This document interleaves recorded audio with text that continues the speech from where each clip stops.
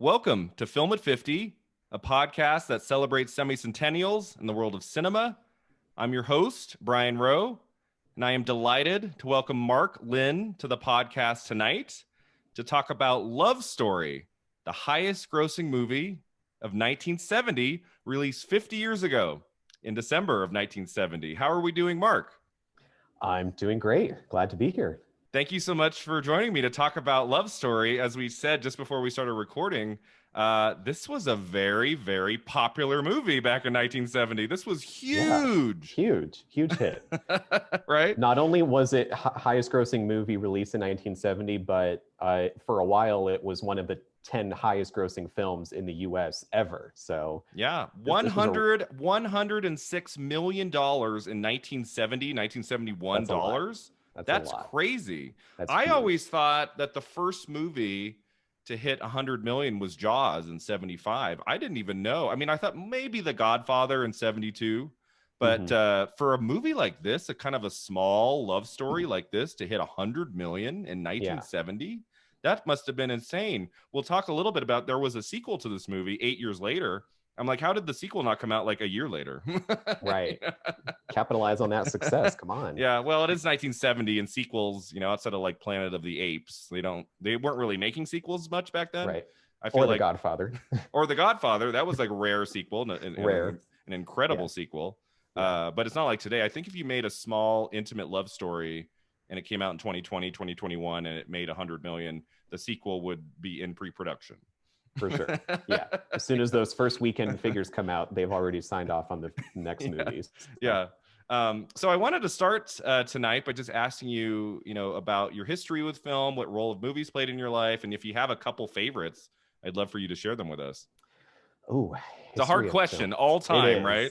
I can't give you one answer for all time. It's like there's all-time favorite, like depending on genre, depending on like time period, like I mean, some of my all-time, okay, I'm looking at my wall here and I've got movie posters hanging from Jurassic Park, Jaws, and we'll get into Jaws in a little bit. I have a particular special connection to Jaws, and the 1931 version of Dracula with Bela Lugosi. Oh, okay. You're a fan of Dracula with Bela Lugosi. It's a great one.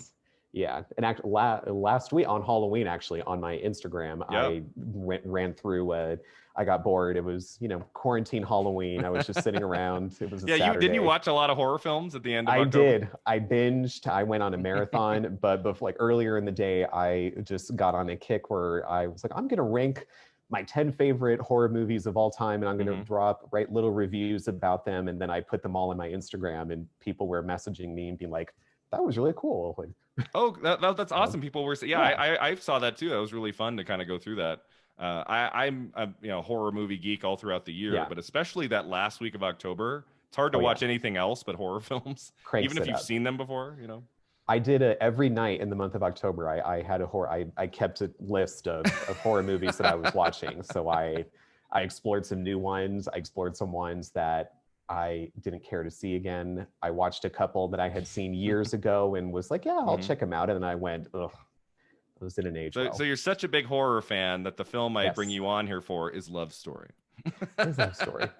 But that's okay. Well, there's an element of horror a little bit, I guess. You could like make that it's kind of a stretch. Maybe. no real gruesome guts flying around the scenes at the end of the movie here. But we do have an element of tragedy in this movie, which I don't know about you, I was aware of that, like not having seen this film before. I had like heard of it, and I already knew, like, I think if you know anything about like 70s film history, like kind of how this movie where it goes in the last third. I was aware of that. Was it a surprise to you? I mean, it sets it up. It like we talked about before the podcast, it sets it up pretty, right at the beginning of the movie that something's going to happen outside of the opening line, right? Yeah, which we'll get into. I'm like curious to know your thoughts on that. Like, it has that American Beauty opening where it tells you like how it ends, right? And it's sometimes that works and sometimes not so much. Before we get into the film specifically, this podcast is looking at the 1970s. We're going to be in this decade for a while because it's 50 years ago. So what films of the 70s do you particularly enjoy? Oh, well, I made a top 5 of my favorite 70s films. So you have a favorite 70s film? Or just these are just your 5 favorites? These are just my 5 favorites. I don't know if I can choose between. You can do it. Yeah, I had to do it at some point because everybody asked me all the time what my favorite film is. I had to just break down Sunset Boulevard. It's the greatest movie ever made. Done. All right, there you go. Okay, yeah. Well, all right. I'll I think I could figure out. Okay. Okay, so most of these are mid to late 70s, but okay. So you have something against the early part of the decade, I see. Maybe I do. I don't know. 1971. Do not bother me with that. No, not here for that. Yeah. So favorite 70s movies: Young Frankenstein. Okay. Mel Brooks. Yeah, classic, of course. Let's see. Oh my gosh, I cannot. It's amazing to me that Mel Brooks made Blazing Saddles and Young Frankenstein in the same year. That's crazy. Year. They both came out in 74. Like, I mean, how? And, like, what? Huh? And like, totally, that's a good run. Yeah, for and 1 year. Totally different movies, but each with different kinds of comedy, different types of comedy, different themes, but totally both work perfectly well in their own way. Yeah. Yeah, so good. Okay, so Young Frankenstein, John Carpenter's Halloween. Again, there's the horror part. You have to say John Carpenter's Halloween, and I don't do a good job of that. Usually I just say Halloween, and because that's the movie I grew up on, that's the Halloween I knew when I was younger. So now you have to, because there's 3 of them, so you have to now say John Carpenter's Halloween. Yeah, that's my favorite horror film. Yeah, I'm not going to say Rob Zombie's Halloween because we don't have to get into that. No, we don't. Absolutely, no one should get into that. Sorry for any Rob Zombie Halloween fans out there. But yeah, that's okay. This is the wrong podcast. If you love Rob Zombie's Halloween, you're in the wrong. Go place. Elsewhere. The others are okay. There's one not a widely known movie. Okay. Nicholas and Alexandra. Okay. It was vaguely familiar. Yeah, big costume period drama about the last Russian Tsar and his family. Okay. Was nominated for a few Academy Awards. The actress who played the titular Alexandra, she was nominated for Best Actress.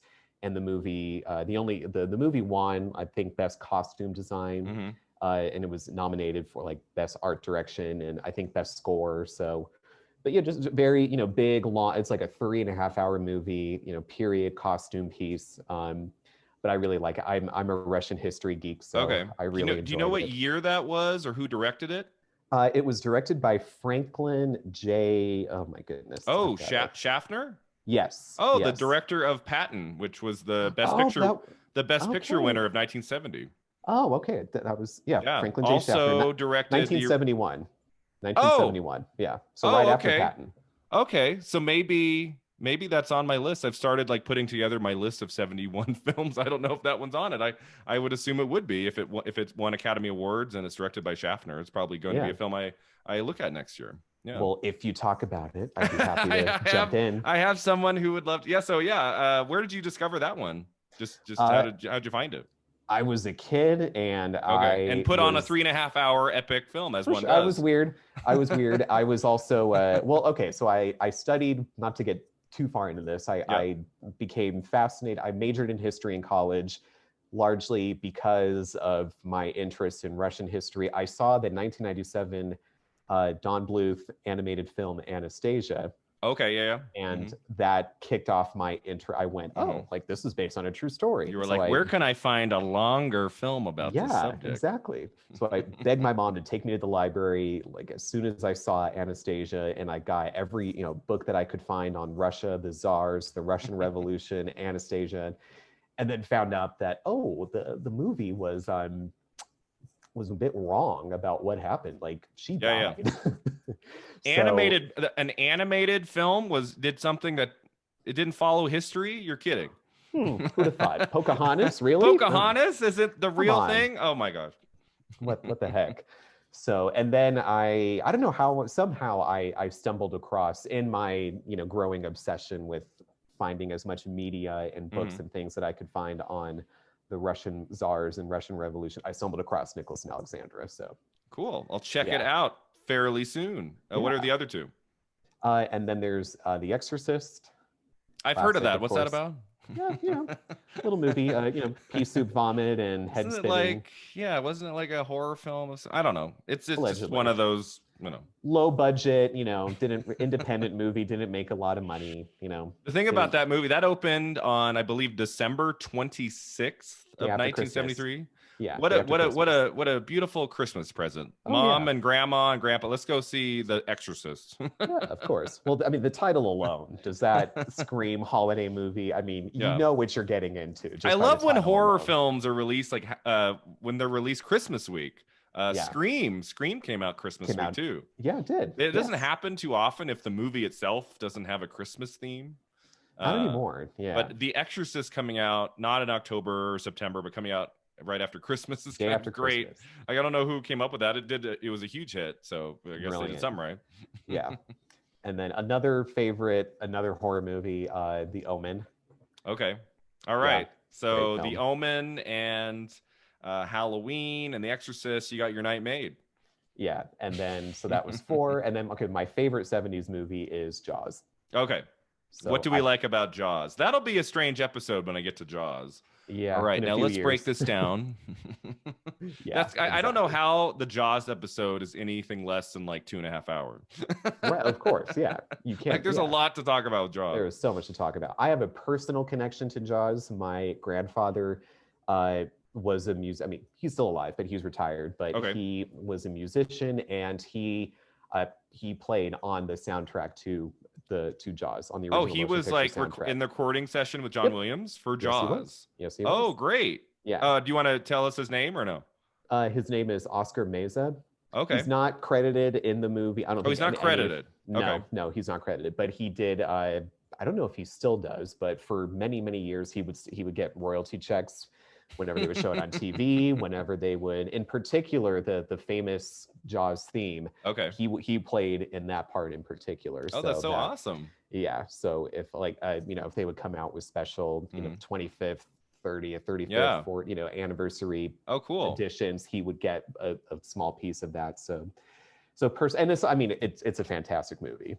And it's also one of the great films of the 70s. It's just like, I mean, you can revisit that movie every year or two and it holds up. Yes. It's still exciting. The actors are great in it. And the shark, I'm like, gosh, if they were to make that today, it would be ruined, right? By a thousand things. But the big thing they would ruin is the look of the shark, which is so great in the original. It still holds up today because you don't see it very often. And when you do, it's like really terrifying. Yeah, they would CGI the heck out of it if it was remade today. And Steven Spielberg's breakout film and the archetype of the summer blockbuster. I mean, this set the standard for what the big summer blockbuster is. Yeah, absolutely. How it does business, and it's a classic. But before Jaws, we did have another blockbuster, and that was Love Story. Which, going back to Love Story, right? I mean, Jaws obviously made a lot more money than Love Story, but that's kind of like a summer blockbuster thriller. Love Story, it's like this fairly quiet, intimate relationship drama. I mean, up until an hour and 20 minutes, it's basically just like this episodic look at this couple, right? Like there's not a whole lot going on in this movie. Still kind of in shock that it made as much money as it did. But let's break it down. Let me give a brief summary of the film for those of you who might not have seen it. I'm a huge movie buff. I see everything, and I had somehow missed this one. I had not seen this movie until just a couple nights ago. This film tells the story of Oliver, played by Ryan O'Neal, who comes from a family of wealth and continues the family tradition of going to Harvard. At the library on the campus of Radcliffe College, he meets and almost instantly falls in love with Jennifer, played by Ali MacGraw. She's a more working class girl. After graduation, they decide to marry against the wishes of Oliver's father, played by Ray Milland. And the relationship between father and son doesn't do so well after that. The couple struggle through Harvard Law School. He's in Harvard Law School. She's working as a private music teacher or choir teacher.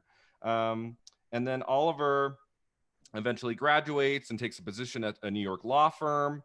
They are more in love than ever and are trying to start a family. They're like 24 years old at this point. But after failing to get pregnant, Jenny takes some blood tests, as does Oliver. They're trying to figure out why can she not get pregnant? And then Oliver is informed by their doctor that Jenny is very sick with a disease, that she's going to die. Their days are numbered, and so the couple try to make the most of the time they have left. Now, I didn't say spoiler alert because the opening scene of this movie, Oliver says, like in voiceover, that, you know, a young girl of 25 died. So I felt like, okay, most people know the ending of this movie. I knew the ending of this movie without having seen it, so I assume most people do. And if you don't, it basically tells you in the first scene. So it's not like it's a complete like 180 shock of a plot twist in the last third. No, so you know what you're getting into. And we kind of need to talk about the last 30 minutes of this movie. This would be a tough one to talk about without going into what happens in the third act. So of course we'll talk about it. So anything I'm leaving out, Jenny has a father who has a couple important scenes in the movie. He's actually, which shocked me, he's the actor in this film that got a Best Supporting Actor nomination, not Ray Milland, who was in, I think, more of the movie and gives a much more kind of memorable supporting male performance in this movie. I don't know if you had a similar reaction, but that actor's name was John Marley. John Marley plays her father, and he has a couple scenes throughout the film. Yeah, I actually I really, really liked his character in the movie. So I was personally, when I saw that he had been nominated for this movie, I went, okay, yeah, good choice. Yeah, which we'll get into. This movie was obviously nominated for a lot. Any other things about the story that I'm leaving out that you feel like are important, just on a kind of a basic plot level that I failed to mention, or did I get anything wrong? I think you covered, boy meets girl. Yeah, at the library, there is no time wasted, right? There's not like, let's get to know Oliver for 8 minutes or something. Like, it cuts from the ending. Like, we get the ending of him sitting, looking out, and then they are talking in the library. There's not a scene. We don't even get him walking in. Like, they're talking. It cuts straight to, we get to it. There's no meet cute. It's right into... And it's not a very positive conversation that they're having, right? When things don't start off well. And that was one thing that when the first few scenes of the movie, I was struggling to get invested in it. By the end of the movie, I was into it. And we'll get to that. I mean, I think that the performances are really what carry the movie. Really great performances. But I was a little put off by how quickly it jumped into, and then it's like, oh, all of a sudden they're falling in love, and they're like, it seemed like very little development, and it's like 1 minute they're bickering with each other in the library, and then in the very next scene, he took her out. And I mean, maybe 10 minutes later, they're talking about getting married. But I don't know. I don't know if that was to me that, I mean, it seemed like a very...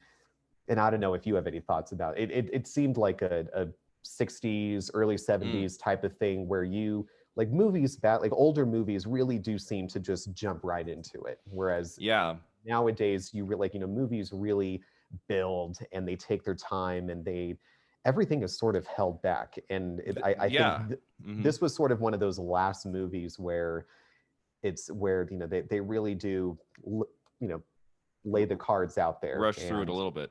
I made that note. And this is something I've talked about a little bit on the podcast before, and that I'm willing to give any drama 2 hours, maybe even a little bit more than that.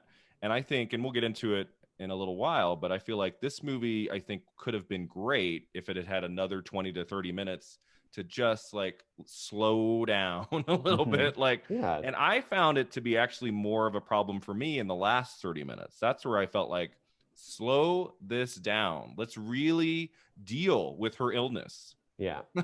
And we'll get to that in a minute. I did want to touch on some trivia notes. So I don't know if you research this movie, and we won't go through all of it right now because it might get this is kind of long. But I did want to just touch on a few things about this movie I found so interesting. The film screenplay was written by Eric Siegel, and he wrote the original novel, but he wrote the screenplay first.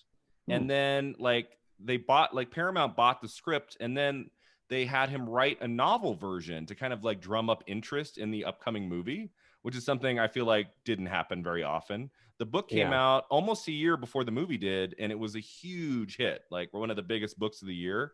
Right. And I think that played a major role in why the movie became such a huge hit. The book, you know, it's one of those where like everybody and their grandma had read the book, and so they all went to see it when it came out right before Christmas.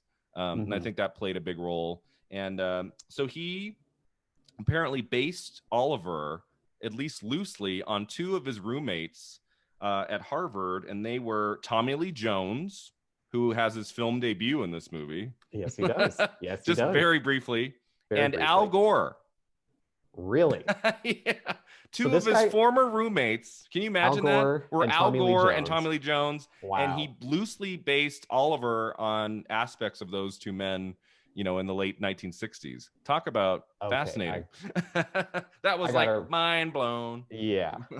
I got to rewatch it. I got to pick up on, where is Gore? Which part was Al? Which part was Tommy? Come on. Yeah. Tommy Lee, I can't see Tommy in there, but he's a much different person off screen than on screen. Now that would be, talk about being a fly in the wall, like to see like Tommy Lee Jones and Al Gore like kicking back on a Friday night. I would love to hear that conversation. Oh, no kidding. And then the director Arthur Hiller, right? He also he received an Oscar nomination, just like Eric Siegel did, for his directing work on Love Story. His only Oscar nomination. His career spanned more than 50 years. He started in television on shows like Gunsmoke and Alfred Hitchcock Presents. He also directed such films as The Out-of-Towners, The Hospital, The In-Laws, Outrageous Fortune. The only like movie that I had seen when I was a kid that he had directed, because he stopped directing around the mid 1990s, he directed The Babe, about Babe Ruth, the film starring John Goodman. Yeah. So that's actually one I had seen when I was younger. He was the president of the Directors Guild of America also between 89 and 93. So he was very active in the industry, 50s all the way into the 90s. I had like heard his name, but this was, you know, one of the first films of his I've actually seen. Yeah. Let's see, what else? Actors to turn down the role of Oliver included Michael Douglas, John Voight, and Peter Fonda. I can't quite see this movie. Maybe Michael Douglas, like a young Michael Douglas. I could kind of see that. John Voight and Peter Fonda, I can't really see. You know, I love this trivia stuff where it's like, you know, well, how would this movie be different if it had been somebody else? It's someone else. Yeah. I think they picked the right two actors for this particular film, right? Yeah, go ahead. Were you able to find anything on if there were other considerations for Jenny? I could not find. I looked at three different places. I didn't see anything because Ali MacGraw had only done one film before this. It came out in 1969. Okay. So it's not like she was a star by any means. So I'd be curious to know, like, did bigger names go after this role? Or I couldn't find that. Did you find that at all? No, I didn't. And now that I'm thinking, I wonder who would have been a big name at the time and like appropriate age, I guess. Candice Bergen. Candice Bergen's in like everything in 1970, so she might have been. And then Candice Bergen is the female lead of the sequel, Oliver Story, in 1978. So that might have been like her, like, okay, if I can't be in this, put me in the sequel. To prepare for their roles, Ryan O'Neal learned how to ice skate, and Ali MacGraw learned how to play the harpsichord. So they had to learn, some things to get ready for this movie. Right. Filming on location caused damage and disruption to the Harvard campus. So they did not allow very many films to ever make a movie there after Love Story. Okay. So kind of interesting, which makes sense. Like if have you ever seen like a big film crew, it's disruptive, right? Like there's like a lot of people, a lot of equipment. Well, did you ever see the 5-year engagement? With the one with Anna Kendrick? No, with what am I thinking of? Oh my gosh, I'm blanking.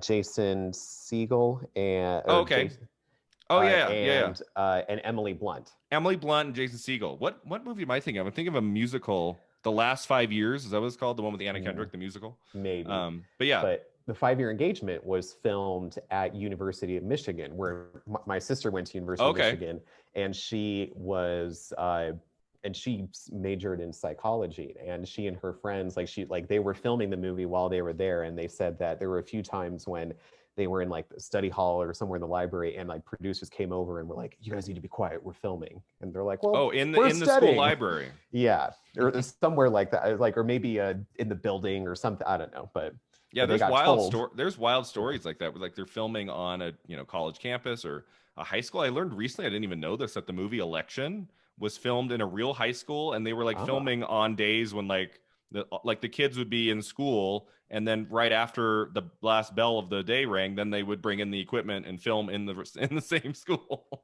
So that does happen. So yeah, I mean, it kind of makes sense that Harvard was like, all right, you can find another campus somewhere in the country. You don't have to film exactly. But the campus looks absolutely stunning in this movie. I love that they were able to use it, and the I don't know, but like the winter setting, I thought was such a great touch to this movie. I think if it had been set in the summer, it wouldn't have had the same kind of like quality to it. I loved the winter setting on this college campus. The movie is perpetually set in winter. It's just always winter, right? It's always winter. Because it's not just one winter, right? Don't we like go forward in time? Like you're graduating. It's years. He's graduating college and then graduating law school. They're trying to have a kid. At the end of the movie, she's supposed to be 25, right? So it's been like 5 years, 4 years, something like that. But it's always winter. There's one scene where she's like, I guess she's taken a job as like a camp counselor or something. Okay. She's on the beach, but maybe and he's like working on a boat and fixing a boat up. But those are the only scenes that I can think of that aren't set in winter. Yeah. Like one of the Paramount executives said to Arthur Hiller, like, can we get something in the summer? Okay. I'll give you one little moment. Exactly. The film's signature line, "Love means never having to say you're sorry," was voted the number 13 best movie quote of all time by the American Film Institute. I don't know about this one, Mark. That's a choice. That's a choice. Number 13 of all time in movies. Best, like best not quote. Not most memorable, but best quote. Like, or I guess what's the criteria for best? Like, is it memorable? Yeah, because they say it more than once, and it's said at the end to the dad. At the end, yeah. That's like the big closing finish. Yeah. Maybe in 1970 it was, it was one of the. I mean, and I guess we'll get into that, but every romantic movie kind of has to have that one powerful line. Right. And I guess maybe at the time people went, "Oh, like that is so true. Oh, come on. Like you can't, love never means having to say you're sorry." I don't know. I prefer, I'm just a girl standing in front of a boy asking him to love her from Notting Hill. What's wrong with that? Which is a really also kind of a corny line, but Julia Roberts sells it. She sells it.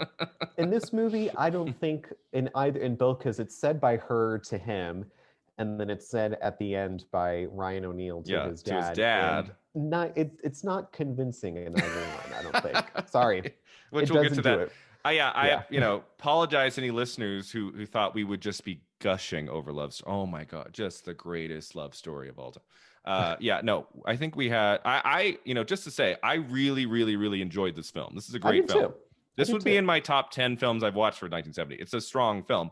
It's not a perfect film. It's not perfect. We're going to talk about it. Okay, a couple more things. As you said, it was the number 1 box office hit of the year, topping 100 million, which is just absolutely insane. And then the film was broadcast on ABC on October 1st, 1972, and it became the most watched film on television ever at the time, with 27 million homes watching. Yeah. And you have to keep in mind, I mean, this was before, obviously there's no streaming, there's no DVDs, there's no video, there's no VCR, there's no VHS video home system. So that was what you did, like broadcasting big movies on TV. Like that was why the annual showings of like The Wizard of Oz or It's a Wonderful Life. It's a Wonderful Life. Like that's why those were so memorable and powerful. It was because you had no other way of watching it. You either saw it in the theater or you would watch it on TV. We are so spoiled today. The kids are so spoiled. I mean, when I was young, when I was like 9, 10, 11, I would dream of a future. I was like, what if in the future you could think of any movie ever made, turn on your TV and somehow access it? You could like just type it in and whether you had to pay for it or not, you could just access it on the TV. And it just kind of like happened over the last 10 years where we're kind of there. Like you can basically, whether it's through the internet or through one of the streamers, or get it by DVD if you have to, or Blu-ray, like there's really no excuse. There is a way to watch any film now. I'm a little disturbed. Like that's eerily prophetic for 9-10-year-old Brian. Oh yeah. I'm a little concerned now. Early 90s when what did you know? we had VHS, right? That was it in the 90s. Before, and remember VHS, and you'll remember because we're the same age. Yeah, mid-30s. Like, right? Like you would like the movie would come out in theaters, and then you would have to wait like what 6 months, 7 months, 6+ months. If it was a really popular movie, it would sometimes be longer. Like, you know, it could be like 8 or 9 months. You would have to wait months for it to come out on video. And then eventually it started going into, I mean, nowadays, like a movie is in theaters and then like 2 or 3 months later, it's available for streaming everywhere. And it's just getting worse now with, you know, COVID and movies skipping theaters. Now they're starting to talk about these things where, you know, maybe a big movie can come out on a Friday and by the following, you know, Wednesday, it's available for $20. You can rent it. You know, like that's, you know, I mean, there's pros and cons to that. You know, there is something nice about just having access to the movie at home if you want it. But I'll you know, till my dying breath, like the theatrical movie going experience is the best way to watch a movie. There's something to be said about that for sure. Yeah, exactly. So this movie, crazy huge hit. Not only did well at the box office, a huge hit on television a couple years later, which is you know, it's so interesting to me thinking about back then. Like, if you loved a film, you had to wait for it to like be broadcast on TV. You know, 2 years they had to wait for Love Story, right? Or to get re-released in theaters, or re-released. That would probably be a few years too. Also, it was just like, well, what would you do? Like, you saw Love Story in the theater and. Well, because it was released in late 1970s. It was released in December of 1970 and then broadcast for the first time in October of 72. So I would assume if it made $100 million, it was probably in theaters throughout most of 71. It probably played for a while. Like E.T. came out in June of 82, and it was still in theaters, still like on the box office charts in June of 83. Okay. So there are movies that just hung on, you know, because there's not video yet. So it's like, well, I guess let's go see E.T. again. The box office lifespan of movies was longer to account for that. Because nowadays, you know, it's like a month later, it's like, okay, we're pulling the movie. Huge hits, huge, giant movies. 6, 8, 7 weeks later, it's like gone. Yeah, because we've got like 50 other movies waiting in the wings. So there's no attention span. So big hit on TV and obviously in theaters at the end of 70. And so this was a huge player at the 1970 Academy Awards ceremony, which was in early 71. Right. I've talked on this podcast before about MASH and Airport and Patton, which came out earlier in 1970. Those were the first 3 Best Picture nominees of the year. The fourth one was 5 Easy Pieces, which was the very first episode of like talking about a specific film of the podcast back in September. And now we get to Love Story, which was the 5th and final Best Picture nominee of 1970. So you've got through all the Best Picture nominees? Oh yeah. I think I'm not doing my job on this podcast if I skip over a movie that got nominated for Best Picture. like my thing is like, you know, in 71, 72, like if it got nominated for any of the top 8 categories, even just once, I got to do an episode about it. You got to do it. That's kind of like my rule. Like if it's like art direction, you know, we can ignore that one or something like that. But if it's like in one of the top 8, like I feel like I got to talk about it for sure. And so in this, you know, I was watching this movie, like okay, Best Picture, okay, Best Director nomination. That was kind of surprising. Okay. Who looked at Love Story and said, Best Director? and you have to I wonder how many times I mean, it almost seems, obviously this isn't always the case. And there have been plenty of cases where, but to me, it seems like, I don't know, if someone knows the stats on this and wants to correct me, you know, by all means, please do. But I always feel that it's all like that getting a nomination for Best Picture and getting a nomination for Best Director are inextricably linked with like there's more, you're more likely whether it's because of the actual direction or maybe just the assumption is, well, his picture was nominated, or his or her picture was nominated for Best Picture. Ergo, why not commend the director for directing the Best Picture? But there, how much of that is really in the hands of the director? I don't know. And sometimes it depends on the year, if it's like a less competitive year or whatever. Sure. But it seems a little bit insane to me that Love Story gets both picture and director nominations, and Jaws only gets picture and not director. Oh, Jaws works because of Spielberg. Exactly. He makes that work. He makes it great. His movie. That is a Spielberg film. Nobody else could have made that movie as well as he did. I think he will get his due. He will. We can't complain. Maybe we'll give him an award one day. Yeah. He did have to wait 18 years. 18 years to finally win one. What was it? Schindler's List? Schindler's List in '93, which was like a crazy year, where the same year as Jurassic Park. I mean, that was like the one of the most stunning years for a director in all of movie history. But Love Story probably could have been directed by somebody else and been just as good. Wouldn't have made a difference, I think. Maybe not. I mean, there might have been some differences and stuff, but no disrespect to him. But I'm struggling to see where are the director's fingerprints and touches on this. Which we'll get to. That's going to be a question coming up here. So other nominations: O'Neill got a Best Actor nomination. MacGraw got a Best Actress nomination. And then John Marley, who we mentioned, who plays her dad, got a Best Supporting Actor nomination. Yes. Also got a Best Screenplay nom. So it like hit the top categories here. The only award it won, do you know what it won? Was it score? Score. And the score was very popular. Okay. Very popular, very famous. Which we'll talk about. I was kind of hot and cold on the score. Moments, I thought it worked really well. There's a part like right after he learns that she's dying, he like walks home and the camera's kind of jerky. And kind of a similar version of the score plays, but there's like an ominous kind of hum, kind of a tone. I'm like, that's really good. I like that. It works. But then there's some moments where it's like so operatic where you're like, whoa. Tone it down. Let's tone it down a bit.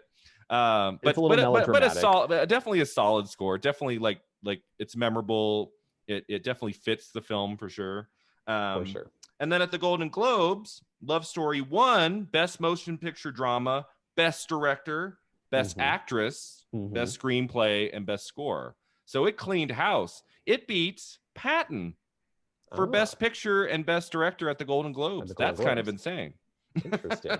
Well, that's the Hollywood Foreign Press for you, I guess. The Hollywood Foreign Press said, all right, Best Director, Patton, that's, anyone could have made that. Love Story. Now that couldn't have been directed by anybody else. Absolutely. Yeah. All right. And the last thing before we get to some of my questions about the movie, there was a sequel released in 1978 called Oliver's Story, which is like a direct sequel. Like he's playing the same guy and he's dealing with her loss, meeting a new woman in his life, played by Candice Bergen, based on Eric Siegel's sequel novel, which was released in 1977. This film was very poorly received and not at all successful. It was a bomb. I haven't seen that. I didn't even know until last night doing my research that there was a sequel to this. I had never heard of that. Like I've heard of Love Story, big chunk of my life. It's one of my mom's favorite movies, Love Story. Okay. I had no idea that there was a sequel in novel version or in film version with Ryan O'Neal reprising his role. And apparently Ray Milland, his dad, is in the sequel too. Oh, really? So it's like a real deal sequel. Like it's not just like an in name only kind of a thing with new actors. It's like an actual sequel dealing with the aftermath. So that's kind of interesting. I mean, it didn't do very well. People did not take to it. Yeah, I think 8 years is too long, right? Like I feel like, okay, if you're going to make a sequel that, especially if it's like kind of dealing with his grief about the loss of Emily, that needs to come out within 2 years. Yeah. That's a very long time. 8 years later, he's grieving. Well, and then I think you also have to look at, what were audiences' tastes in 1970 and what were audiences' tastes in 1978? Just by looking at that, super different. I think you can look at that alone and say a movie like the sequel to Love Story would absolutely not fit. Yeah. Film had changed. We already had gotten Jaws. We had already gotten Star Wars. All of those movies, and the movie going audience 8 years later It changed. was a very different one. I mean, this was one of the most I really think that the 70s, and each decade has, you know, its own stamp, but the 70s in particular really seems to be that shift between movies of the 50s and the 60s, and then what we get in the 80s. Like the 70s is really where it overhauls. And it just seemed like, you know, the love story to me just seems like it's very much a remnant of that late previous 60s era. a little bit. Yes. Yeah, no, I made a similar note. I was like, you know, this kind of feels like a late 60s film, like something that would have come out right after The Graduate, like 68, 69. I was going to say, you know, that not thematically or story-wise, obviously, but visually and stylistically, it reminded me a lot of The Graduate, which was 1967. I believe. It's fall of 67, and that had kind of like an episodic kind of nature to it. Although I feel like the Mrs. Robinson section of The Graduate is like a whole different kind of movie than we get in Love Story. But I would say that like the last third of The Graduate kind of similar to Love Story. It's kind of a pretty young couple, and it's kind of episodic, and they're falling in love, but it might not work out. And I think The Graduate's a much better film than Love Story. I love The Graduate from beginning to end. This movie, I really, really liked it. I don't know if I'd say I loved Love Story, but it's just a really strong piece of work. Just visually, it reminded me. I was just watching it, and I went, this looks like The Graduate, like similar color scheme, similar atmosphere. And I think you're right. I think if Love Story had opened in theaters in like the fall of 78, it would have been popular. It would not have been a huge hit, I don't think, in 78. Than it is in 1970. You know, Vietnam is a big big deal in the world in 1970.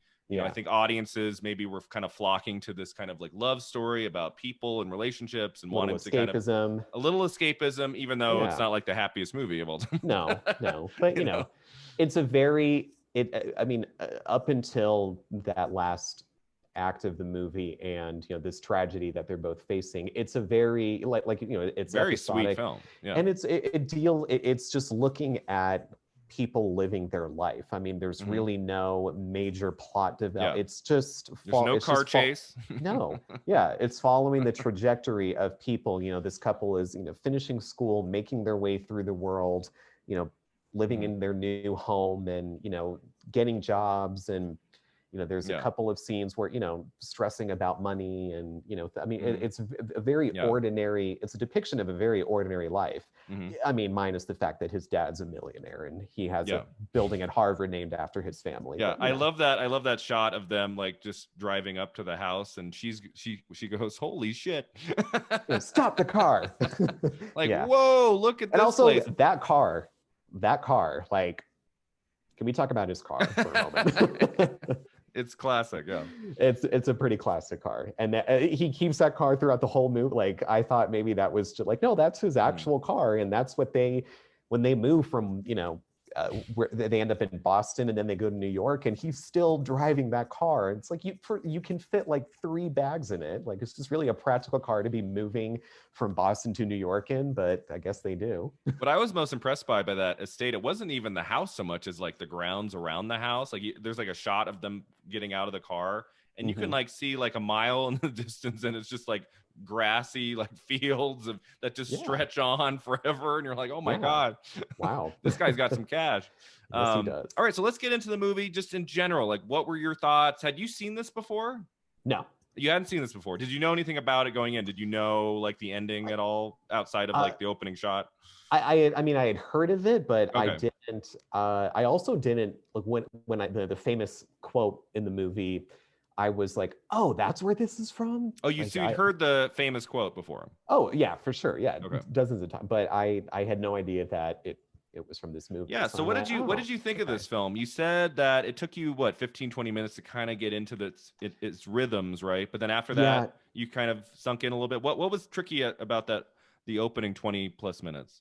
Well, just with how, it goes into with the first interaction that they have with each other is, that she's at the, she's working behind the desk at the library, and he's kind of up in her face and they're both bickering. And I wrote this down, she said she keeps calling him Preppy. And that's her, that's her nickname for him throughout all the way till the years. End. She calls him Preppy. And at first he doesn't like it, and he gets really ticked off by it. And he's like, what makes you think I'm a prep? And she says, because you're stupid and because you look stupid and rich.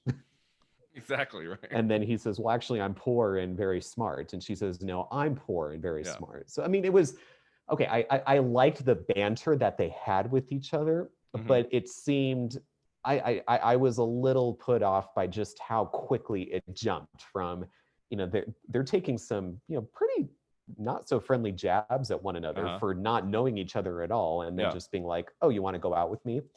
And the other thing that I noticed, he calls her a bitch. He calls her a couple of times. Conceited bitch, right? Yeah. And then again later on in the movie, after like they've been together and they're like, he calls her a bitch a couple of times in the movie. And I went, if this were made in 2020, that would not fly. Absolutely.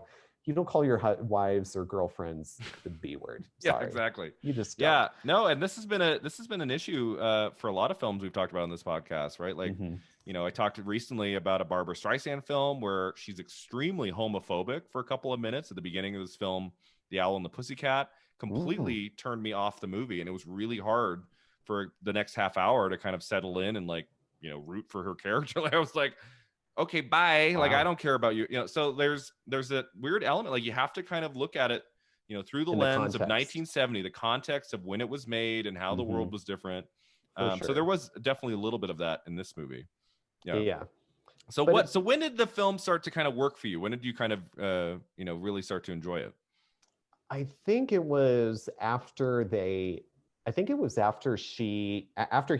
brings her home to have her meet his parents, and and he's all uptight, and nervous about it, and and he knows his parents, and he's like they're just gonna, he already has it in his mind that the meeting is going to be a disaster, and she. Although like when they first get onto the property and she makes him stop the car and she's like, where the hell are you taking me? Like, although she's in shock and in awe of the property that they live in, she goes in and is willing to make the best of it. And, he keeps, multiple times throughout their visit, he keeps saying, well, we got to go, we're running late. And she looks at him and it's like, for what? Like, no, like, she's trying to get, stay relaxed. She can't see. And I didn't really, maybe from the dad I did. I don't know if the mom, maybe I just wasn't picking up on it, but, afterward, when they're driving home and he's speeding and, he's all angry and she's, talking to him and asking him why he was so upset, why he, made them leave so early. And, and he's saying, because of the way that they were talking to you and treating you. And she really doesn't seem to take it to heart. She just sort of lets it roll off. And her whole thing is, they're your parents. I mean, I'm sorry that you have this complicated relationship with them, but at the end of the day, they're your mom and your dad, and you should have some kind of, you should have a relationship with them. And so I think for me at that point, that's because I like that she was, I mean, that's just her character in general. She doesn't take crap from him or anyone. I mean, she is very much her own person, and it's a spectacular role. But that was really where I liked, I don't know, I felt like there was more of a shift and a more human side of the relationship was coming out. Whereas, but before it was it felt a little, forced, and it was a little written along. Like, okay, we need to push this relationship along. It didn't feel as authentic as it could have been. Yeah, and that part, I think, that's the part that and maybe there are other moments before that, but that's the one thing that jumps out at me is from that scene onward, it seems like, okay, there's real development and real human connection going on here. You say it moves fast, and it does to some extent, but the director does allow for moments that are kind of quiet. I love, there's some scenes where they're just kind of like walking and talking, or they're eating lunch. There's this great scene where they're both reading a book, like just kind of like spending time together. So, I mean, there are some quiet scenes. I don't want to suggest to the listener that it's just like, just like moving along, they're getting married in minute 15 or anything. It moves, and it's kind of, it'd be one thing if this film took place over the course of a week or something. Like, it takes place over a long period of time, so for the film not to be 4 hours long, you have to kind of move it along in some respect. But I agree with you that there are moments that I felt like it could have slowed down a little bit, and I felt that way throughout most of the movie. And you mentioned that scene where they go see the parents. Actually, it's one of my favorite scenes of the movie, partly because of how it's edited. It's so interesting, right? They sit down, and then they're in the car leaving. And I was like, okay, we're not going to get this scene. Like, they're just going to leave. But then it's like this cool, like, editing technique where we go back and forth. They're talking in the car, and then we go back in time to see some of their conversation at the house. So I liked that. That was like one of the few moments in the movie I kind of like noticed, like, filmmaking technique. Usually it's just kind of like, episodic, following them. There was a little bit of handheld here and there, but it's a pretty, like, traditional film. Like, there's not a whole lot going on in terms of, like, the technical side of things. But that was like for 1970, that was kind of a unique way to use the editing to kind of go back and forth between them in the car and in the house. That was a nice moment. And I think that technique, it did a good job of highlighting his frustration. It's zooming in, he's speeding, and he's, and then, being like, well, it's because of what he said. And then it cuts back to, what did dad say? It's because of what she said. It cuts back to, what did mom say? So I think it does a really good job of highlighting that tension. Yeah. I really like the father-son story in this. I mean, sometimes I wanted to kind of smack Oliver across the face, right? It's almost, sometimes it's like that scene where he can't, like, get on the phone with his dad, like, to tell him, like, when she's like, you need to talk to him. Like, can't he, even if it's not coming from him, even if it's coming from your mom, he's inviting you to, what is it, the 60th birthday party? Yeah. And he won't even get on the phone and talk to him. And it's like, that dude. Scene, I was rooting for, I was in her corner in that scene. I was like, no, she is right. You are being an insufferable little brat about it. Like, but that story, it runs, the main story obviously is the love story. Yes. But then the secondary story is the Oliver story with his father, and it runs throughout the whole film. I want to say in the first 20 minutes, we meet the dad. He's at the hockey game, right? And he's watching his son not really out on the ice rink, right? Because he's like sitting out most of the game. And then they have a conversation outside, and it's so stiff, and you can just without anything being said, there's something not right about this father-son relationship. And the way of every sentence is sir, sir. He doesn't call him sir. Dad, sir, yes sir, no sir. And give my regards to mother. Ray Milland is so great in this as his dad. Did you know of his work at all? He is the lead of The Lost Weekend from 1945, directed by Billy Wilder. That's a really famous film. It won Best Picture, a Best Director, and Ray Milland won Best Actor of the year. And he's also in Dial M for Murder by director Alfred Hitchcock in 1954. So when he showed up, I went, I know that guy. Who is like obviously much older than he was in those first two films. Right. But he just has a striking presence. I really believed him in that role. And it's kind of a subtle evolution to his character. We don't get him at the end, tears in his eyes, embracing his son, big hug at the end. But you get a sense that something has changed about their relationship in that last scene. Like that the dad is opening up a little bit. He showed up. The fact that the dad came and showed up, like I think that speaks volumes. Yeah. Like you said, it's in line with his. He's still keeping that reserve, keeping that stiff upper lip. Yeah. But the fact that he came down there in the first place shows a huge amount of growth. I mean, you get that guy, like you understand that guy, and his like, okay, you can have some fun with this Jenny, but let's get serious, son. Let's find somebody real. Yeah. It's like, would I want him for my dad? Absolutely not. No. But you do get him. You do, But he goes and asks him for money, and he does. The dad doesn't pry too deeply until he just says, "Okay, here you go. Obviously, this is something important to you." Do you think Oliver should have told him the truth about why he needed money? Because he doesn't tell him. Yeah, he just says, "I can't tell you why." For those of you who haven't seen, he says, "I can't tell you why I need the money." He needs the money for Jenny's treatment after he finds out. After that doctor has said she is about to die. I'm like, oh my God. He goes to his rich millionaire dad, and they haven't spoken to each other in years. They're estranged because of his decision to go and marry Jenny. And he tells his dad, I can't tell you why, but I just need it. Can you please just loan me the money? And then the dad says, what, did you get in trouble with a girl? And Oliver says, totally. But he just if that'll get him to agree to give him money, then sure. Do you think he should have told him the reason? That was strange. I didn't quite understand the motivation there. Why can't he tell his dad what it's really for? Why? What was the reaction going to be like from the dad that would have upset Oliver? That was kind of unclear to me. And maybe it's just something I'm missing about that scene, but I was like, just tell him why you need it. Like, why do you have to tell him you got a girl and another girl in trouble or something? Like, like that you have to take care of something.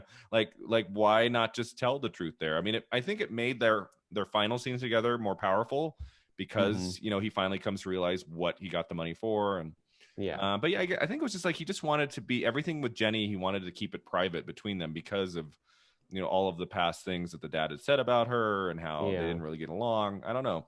Maybe he didn't want to give him the satisfaction of you'll come in and save her by lending me this amount of money. I don't know. Or was it just his pride? I have no idea. So then the other storyline we get Jenny and her dad. And that actor he was nominated for Best Supporting Actor for Love Story. What did that storyline do for you? That the story of the daughter and the father. I loved his the dad's name's Phil, and Jenny calls him Phil. Phil. Oh, that's right. Wasn't Oliver think she's in love with someone else because she says I love you, Phil? So and then she's like, that's my dad. Oliver hears her on the phone and she says, all right, love you, Phil, bye. And then he goes, who's Phil? She goes, my dad. You call your dad Phil? And then I call mine sir. Exactly. It highlights the differences. But I mean, he's a very amiable, middle class guy. They show the scene where they go to his house and he's equally concerned and has his trepidations about them getting married, but he's more like, well, all right, much more understanding than than the wealthy father is. The scene in particular, I loved the wedding scene and the commentary that Phil kept making. He would say amen, and the guy next to him would say, well, it's not a church. And he says, well, isn't that guy's not a priest? He was like, well, I don't know. Their wedding scene's great. It's so just random and thrown together. Very random. Very random. This is not a big ceremony here. What does he say? The dad says, well, I don't know. I've never been to a do it yourself. And So I liked that actor in this. You think he gave a stronger performance than Ray Milland? I don't know. That one I'm not sure. I think I was, I did look at my phone about halfway through when I saw that Best Supporting Actor, and I was like, wait, who is this guy? And I was like, oh, it's her dad. Okay. So I'm watching the second half, waiting for his big emotional scene. Okay, there's going to be a scene somewhere. And it doesn't really, we see him in the hallway right after Jenny's final moment in the film. And he doesn't break down. He just kind of looks at Oliver and says a couple things. And so I was just like, okay, interesting choice that they would pick him over Ray Milland, who has much more screen time in this movie and has a little bit more of a commanding presence, I think, in that role. So I don't know. We've talked about on the podcast on other episodes before. I'm always curious, when there are two strong supporting performances and they only go with one, I'm always curious, how did that happen? Because I think they were both worthy. I don't think that the dad, that the character of Phil, what's his name again? Was it is it Marley? Wait, John. Sorry. The dad. Oh my gosh! Wow, I got to get my name straight. We need to learn this guy's name, John Marley. John Marley. I don't think John Marley's performance was stronger than Ray Milland's.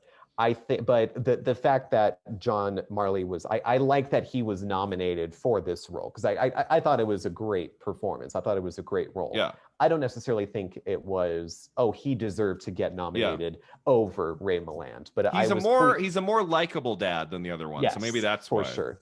and maybe that wedding scene, the bits of comedy that he threw in there, like maybe that's what kind of sealed the nomination for him. I don't know.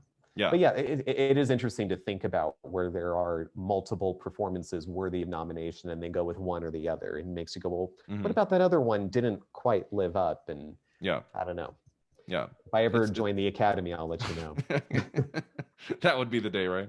I mean, you do have a connection to Jaws, so maybe it's possible. Very weak. I mean, that was, a little one. My grandfather's been retired for almost 30 years now, so. Yeah. So let's get into the last 30 minutes of this movie. So as I said before, I thought everything up until the scene where the doctor says she's dying, everything up until that moment, I was on board. I didn't really have a problem with the opening scenes being too rushed. We've talked about this before in the Ethan Hawke episode. One of my favorite film trilogies is the Before trilogy, and that's really just a man and a woman walking and talking. And I always find that fascinating. So just kind of getting these snippets of their growing relationship, I really enjoyed, and I loved like the cinematography in the film, the kind of the wintry setting and the college settings, and kind of seeing their slow evolution as a couple over a few years. The movie still worked, but it didn't quite like stick the landing for me in that last 25 to 30 minutes. I felt like the illness itself was way too rushed. I felt like the movie needed to deal with that more. I mean, she's like practically glowing in this movie in the last 20 minutes. He like after he learns of her illness, like they're talking at home and she seems physically fine. She doesn't seem sick at all. And then like right at the very end, she's starting to get a little bit weaker, but even when she's in the hospital bed, she still looks absolutely stunning. And then she's gone. And like, I felt like the movie needed to deal with the illness in a little bit more realistic manner for me to really get emotionally involved with that. It felt a little bit scripted for me. Like, oh, this has to happen because the plot demands it. Right. A little bit. It still worked. I still enjoyed it, but it didn't work for me. I was not crying at the end of this movie.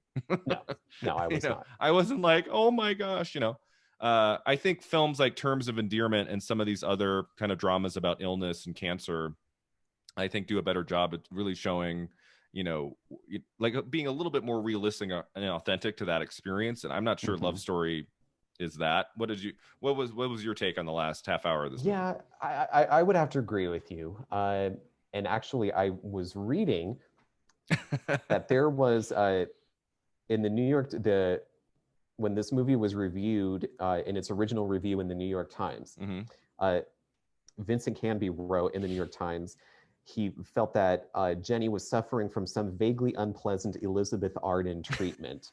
That, like you said, like that the sicker she got, like the more attractive and luminous she looked on screen. So what exactly was her illness here? But we never really get a moment where she's like getting prettier and just more beautiful at the end.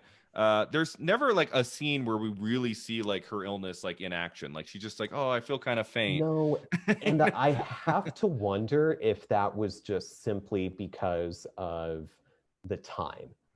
Because I do know that up until recent, I can't really say what time period this would have shifted, but I would imagine certainly in the 60s, and I mean 1970, I mean you're still in a 60s mindset. I mean, just 2020, we're still in a 2010s mindset. Most of the films we're looking at were shot in 69, right? So it's still kind of like the late 60s. So I think but certainly in the 60s and certainly at least into the early 70s, there was this sort of unspoken thing with talking about things like cancer, or I mean, I think we can also, again, we don't know what it is, but we can assume that she has some kind of cancer. It is never said, right? Okay, I thought I was going crazy. I'm like, did they say leukemia or cancer or what's going on? They did not. And then even when they're talking about the treatments, they don't say, well, what kind of treatments is it? But you can assume that it's just cancer. A vague, a vague illness that makes her more beautiful. But I think my suspicion is that was a that was just indicative of the social norms of the time, that you wouldn't talk about those kind of things. You don't, you know, if someone had cancer, you know, you didn't go around and broadcast it to your neighbors. And, you know, some people wouldn't even refer to it as cancer. They would say, you know, they would come up with euphemisms or something to you know, to hint at it, but they wouldn't actually say. So I don't know, that's the only thing that I can think of, is maybe they didn't want to highlight, maybe it wasn't felt socially appropriate to, although, I mean, there are other, I mean, movies in the 60s that highlight you know, like that have sex scenes and things like that. But still, but I don't know. But the fact that they didn't really dive into the movie and show the progression of her illness and really show any sex scenes other than her being in the hospital at the very end. And like we said, and even then, she's still like, she's not, you know, super weak and frail. Like, she's just like, yeah, you know, just please, will you hold me? Hold me. Yeah. I mean, this movie holds back at times, right? I mean, even the sex scene, we get a sex scene early in the movie, and it's like it's the most G-rated sex scene I've ever seen. It's like 10 seconds, and then they're holding each other. Very tasteful. So I get the sense that it was probably, you know, the director too. Like, I don't want to go too far with this. And probably for 1970, for this particular story, I think he made the right choice. Obviously, it made 100 million and people really responded to it.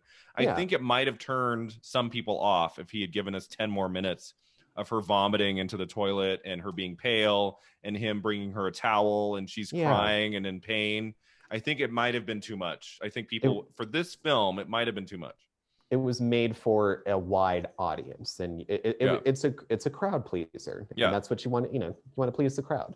But I'm the crazy guy who, like, this story for me would have been way more striking, and I would have been more on board with it if the first half of the movie had been them just in love and everything's great and trying to have a baby. And then we really, maybe this is the horror movie fan in me or whatever, like, really dig into her illness in that second half and really make you feel it. Like, an hour of getting to know them and really rooting for this couple, loving these characters. And then we're going to slowly, painfully take her away from Oliver and really show that, you know, progression of her getting worse and worse. That would be, you know, and we'll get to this a little bit when we talk about, you know, how would this movie be made differently now. I think that's the element that would change, is that we'd really see that progression of her getting worse in a much more dramatic way than this movie gives us. But, you know, it's a film of its time, that's for sure. For sure. Yeah. All right, so let's talk about theme. Was anything kind of coming to mind as you watched? Like, what is kind of like this movie really about? Like what did you think about in terms of its main theme or themes? It's about how love means never having to say you're sorry. I mean, should I just go to the next question? Just leave it at that, basically. Yeah, no. You know what? I was thinking about this after I watched the movie and thinking about, you know, talking about this when you and I got here, and I was thinking to myself, you know, I was sort of, and maybe this is a bit of a stretch, and maybe this is reading too much into it, but I was sort of thinking, like, I got the sense that there was a little bit of a commentary on class and status in the movie because of the differences and from the beginning. What exactly that commentary is, I'm not really sure, but that was but something was sticking in my mind that I think this is saying something about money and status, and how, you know, I mean, I don't know, like, is she sort of the, maybe now, and this is kind of another thing, we'll get into it when we talk about how well this movie holds up, but I'm sort of, you know, like, is it sort of, is she kind of overplaying or is she sort of become an archetype of this? So, you know, like, she's poor, but, you know, she's good-hearted, and, you know, she is trying to get him to, you know, have a relationship with his father, and, you know, trying to bring out not that he's a bad person, you know, not that Oliver's a bad person. I mean, it's admirable that he's willing to, you know, be cut off from his family fortune and make it on his own because he loves her so much. I mean, I think that speaks very highly of him, but I don't know, you know, I mean, the connection between money and family, I don't know, but that was something that came to mind. That's a major element of this movie, and I think that runs through the character of Oliver's father, like, his just, like, complete disdain for this poor girl. Like, it's like, she's not on our level, son. Find somebody else, you know, have your fun with her and then move on. But by the end, like he really understands like what has happened to his son, how much he cared for her. He can see his son's pain. So there's kind of this idea of like, we can see each other on the same level. Like we don't have to look at it like rich and poor and let's not even deal with this. Like I think there is an element of that throughout the movie of like, seeing people on different levels a little bit more eye to eye. And obviously, the big one is that no day is guaranteed, right? Is this idea? I mean, she's like 24 when she gets sick with a terminal illness, right? Which is kind of insane, right? I've heard of that before, right? Going back to kids and teenagers. I mean, there are, some of these people, they don't make it very long. And it's just absolutely heartbreaking. This idea that you could get a terminal illness before, your 40s or 50s is just absolutely heartbreaking. And this movie touches on that idea. And I don't know if a lot of films before 1970 really did this idea of not only getting a terminal illness, but you can get it when you're very, very young. I think this is probably one of the first films to really touch on that idea, and that you can have your whole life ahead of you. You have a great relationship with someone, you want to start a family, and it's just ripped away, just in totally, unexpected circumstances. And so I think that's a big part of the movie too. Absolutely. Yeah. All right, so let's talk about the director, Arthur Hiller. We've touched on him a little bit, but like, what did he bring to this movie?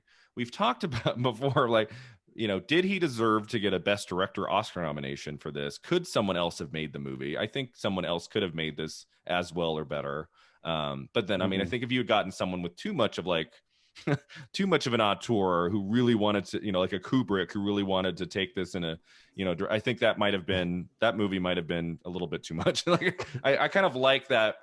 Some stories, the director should stay out a little bit, right? Yeah. Just tell the story. Yeah. Don't shove all of the cool camera tricks down my face.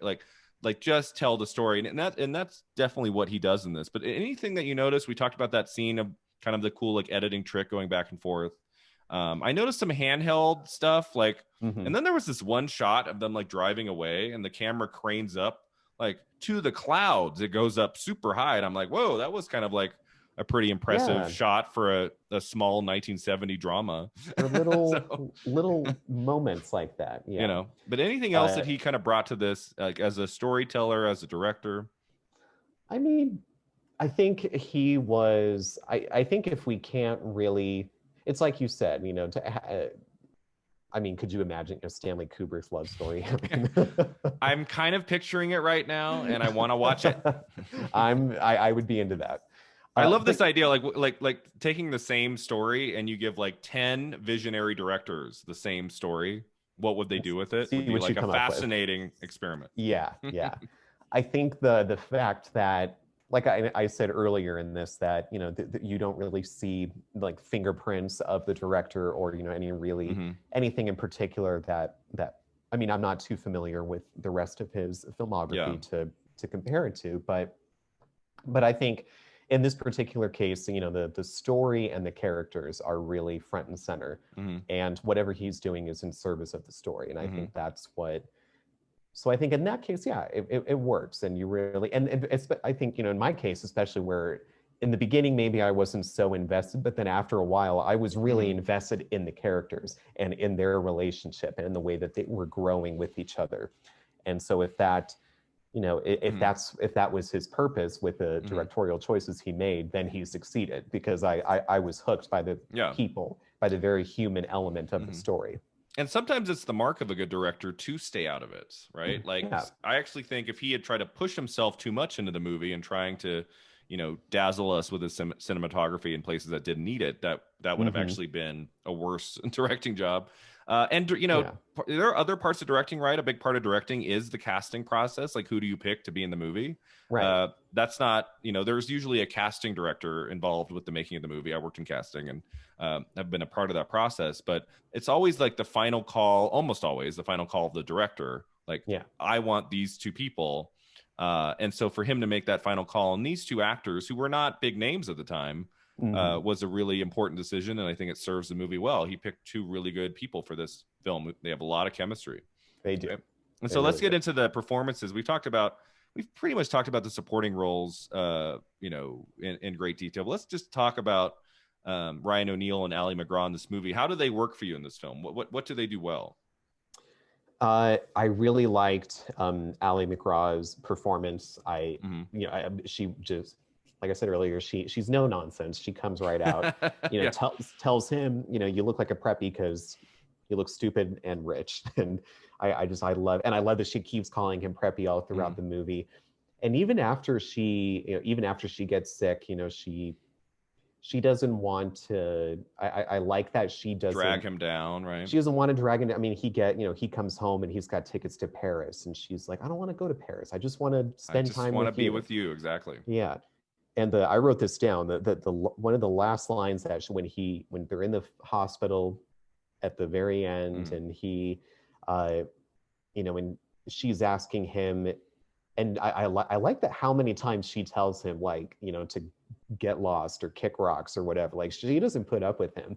And even in the hospital, she's like, if you're going to be in here feeling sorry for yourself, and like, then you get out. Like, I don't even want, I'm dying, but I don't even want to deal with you if you're just going to make this a pity party. And she tells him, screw Paris and music and all the things that you think you took from me. And I felt that was really powerful. That none of that mattered to her, even though that, that's what she had dreams. And in a way, it's like, like she had these dreams, and then she kind of didn't really do anything with it, because, she agreed to marry him, and, he was going through law school, and then he got the fancy job, and she moved with him to New York. But she seemed happy with those decisions. She didn't seem to resent that about him. And he's the one kind of pressing her about marriage. Isn't there that scene? Isn't she talking about, well, after we graduate, we're going to go our separate ways? Doesn't he have plans like to go on a scholarship? And he's taken aback by that, and it's like, oh, you're just going to leave and go to Paris with that? What about us? And yeah, she does come around pretty quickly, doesn't he? Like, propose to her, and that doesn't he say, well, we should get married? And she kind of like leans into the idea. She's not like, what? Whoa. She's like, oh, that could be fun. Okay. Why not? You mentioned that quote. That was a great quote from that last scene with her. I also wrote down, it's like going over a cliff in slow motion. Yeah. I really like that line to describe like how she's leaving us and how she's feeling. And that was like, I'd never heard it described quite like that. Like when you're in that kind of end stage, kind of an interesting way to describe it. And then how she says, and I just wish I would, I don't know how she says it. Like, I just wish I would reach the end, or I would hit the bottom. Like, But again, there's not enough. Like, it's like one scene where she's ill, and then then that's it. Like, I felt like we needed like two more. Right. Like, something like it needed one more beat. This movie is 100 minutes long, right? It's short. And I feel like this film needed another 20 plus minutes. Sure. Not too long, not super long, but like this film could have been 2 hours. I think there were, five or six more scenes that could have benefited the movie. Yeah. For me, I don't know. I think, most of the time when I see 100 minutes, I'm very happy. Rather than when I see 2.5 hours, I'm like, oh God, I don't have time for this. But I think this one could have used a little bit more, especially in that towards the end. Like, give us a little bit more. Diving into that. I thought Ali McGraw was better acting wise in the movie than Ryan O'Neal. And we'll talk about Ryan O'Neal at the end. I mean, he's a strong actor. I've never really been like dazzled by a Ryan O'Neal performance. I'm not like, wow, this is like, this guy is just on another level of amazing. He's okay. But for this role, I don't think he needed to be, the greatest actor of all time, right? This isn't Shakespeare. Like, he's kind of, I'm assuming, kind of playing a version of himself, circa 1969, 70. And he's effective in the scenes later on when he gets emotional and he cries. And I jotted down on my notebook a couple times, like, little stiff. There were a couple moments here and there where I'm like, it's, maybe they could have done one more take. Kind of a thing. I thought she was much more charming and more natural on screen, and which is why we mentioned this before we started recording. I was surprised that she didn't really act very much in her career after this. She did The Getaway with Steve McQueen 2 years later, actor who I believe she married and had a relationship with. Oh wow. And then after that, like, she's in a movie here and there, but after The Getaway, there's not a major title. Like, there's not a movie that I know of on her filmography. So it's like, what happened? She's not a big name aside from these two movies. But she's great in this film. She's great in The Getaway, a movie I watched a few years ago, and kind of a bummer that she didn't make more films like in the 70s. Like I would have loved to have seen her do 5 more films and like, you know, had more of a presence in this in 70s cinema. So we really just get this in The Getaway, but she is a great presence in this movie. She doesn't take any crap from him. She's her own person all the way up until the end, and I think that's what makes the movie work, is that she's not just pining for him at any point. He's pining after her. She's never kind of like going in his direction. He's always coming in her direction. Yes. So that was my favorite performance of the film, was really discovering her, even though I had seen The Getaway a while back. Like seeing her in this, like it is just a striking performance, a great character, perfectly cast. Very happy that at the very least we have this Ally MacGraw performance on film. It's a good one. Yeah, absolutely. Yeah. All right, cool. So I have one final question about the movie. Unless there are any other scenes we didn't talk about, I feel like we pretty much touched on this movie. Is there one more favorite scene we didn't talk about? I want to say, you know, I mean, this isn't a film that necessarily has like really like big memorable moment. Like it's a kind of like a series of episodic scenes. No really long scenes. It's a very average look at life and the nature of a relationship. Actually, there was one line that I wrote down, and I thought, I mean, if I thought that the big line was kind of cheesy and overblown, the love means never having to say you're sorry, this line I thought was much more romantic and a much better line, when she said, I believe it's her. Oh, I hope I didn't write down who said it. Okay, what was the line? The line is, what could be better than Mozart? It's her. She says to him, she says, what could be better than Mozart or Bach or you? And I just went, oof. Ooh, I like that. I like that. That's what you want. That's what you want to hear your partner say to you, right? For sure. Yeah, why not? Haven't heard that yet. All right. So let's get to the last question. So what was it like looking at this film through a 2020 lens? We've kind of touched on it throughout our conversation. You know, how was the movie dated? How would it be different if Love Story were shot in 2020, 2021? How would it be different if someone were to remake this today? Like, what do you think would be different about it? If someone were to make this today, it would not be a, big top box office draw.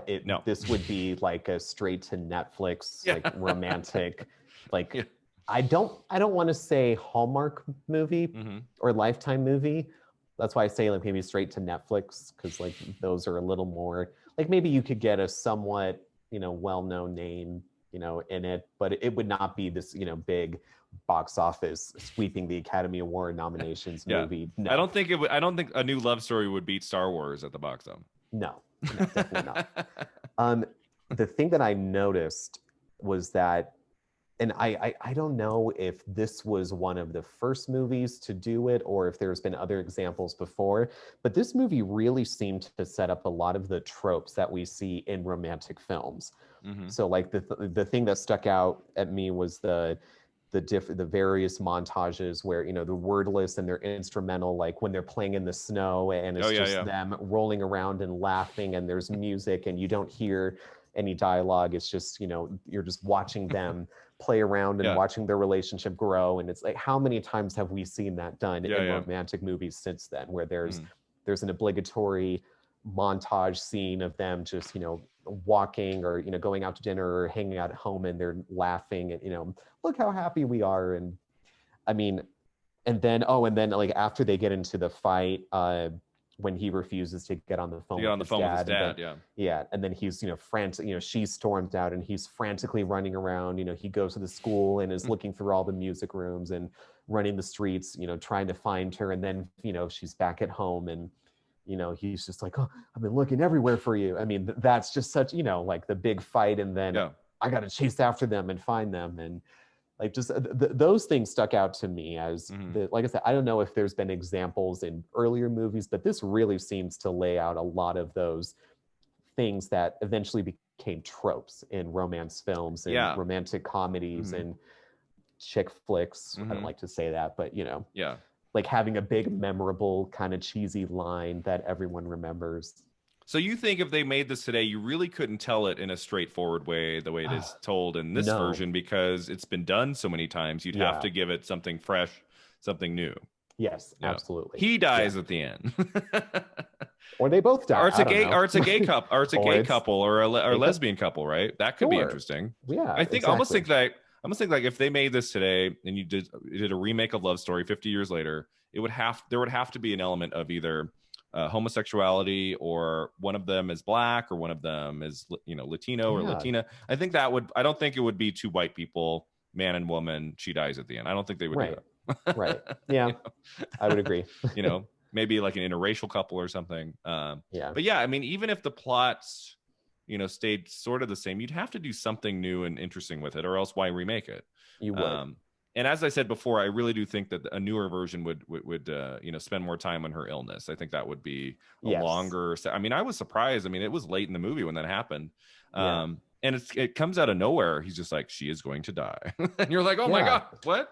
Well, and then he said, you start off the movie with knowing something happens to her. And then you're like, I was thinking all throughout the movie, I'm like, what, is it a car accident? Like I thought, when is it going to happen? Car accident.